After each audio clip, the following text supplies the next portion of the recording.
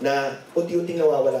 Hindi naman nawawala na, pero unti-unting nawawala, paminsan nakakalimutan ng mga kabataan. Hindi lang ng kabataan also, pati na rin mga nakakatanda. So it's for everyone to see, and kami rin nangangapa at excited kung anong may papapanood din namin sa kanila. And hopefully, MVP and 100 Days took us a year to finish, and sana, we're hoping also, Lord, sana tumagal na ganun.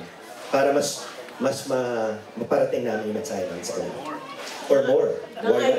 Papagawa ng bahay. Na-identify ka sa mga ganitong... Ipasok talaga. Yes, tita. Na-identify ka sa mga ganitong series. Pero kontrabida po ako ngayon dito, tita. Same. Kontrabida ka rin sa 100 Days. Opo, kontrabida rin sa 100 Days. So, pinag-aaralan ko pa po. Medyo nahihirapan, pero pinag-iisipan ko pa po kung paano ko iti-twitch yung aking character. So we'll see. As an actor, dapat learning experience every time you do something. So, sana mapanindigan po natin yung role nang hindi yun ang tularan ng taong manonood. Thank you. Kay Janice. Janice, in your time, your younger days, siguro when you were of the age of Janela, ikaw ang parang queen ng mga teleserye in the sense na isa sa pinaka-papulang hanggang ngayon pinag-uusapan pa, pati mga title ina-adapt pa, was Flor de Luna. So how would you assess si Janela? Do you think she will eventually graduate as good an actress as you are now? I suppose that's what she's also aspiring for. I still don't have a right to say for sure, but I'd like to think that si Janela is still a work in progress. Bata pa siya eh. There's so many things to experience. There's so many things to learn from. There's so many projects to do. So she is a work in progress.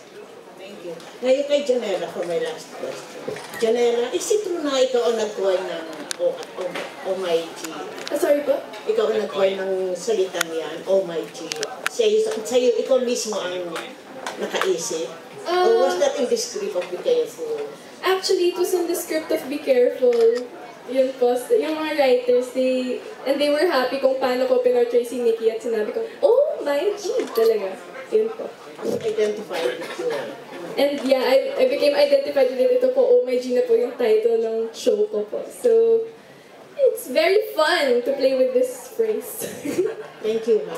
Ngayon kay Direk ulit. Direk, considering na nandito si Miko of Star Creatives, one of the, talagang highest rated show at the moment, ay, ang mga artista rin ay mga batuhan, sila Liza Silverano and then si Enrique Hill, is really not just, making it to the high rating game, but also trending.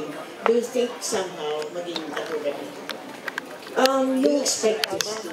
Siyempre, we all hope na we will succeed, pero nobody can tell. Hindi mo talaga we can only work hard na sana masakyan nila yung kwento nila ni God and Janela, na yung triangle nila Marlo, Manolo and Janela.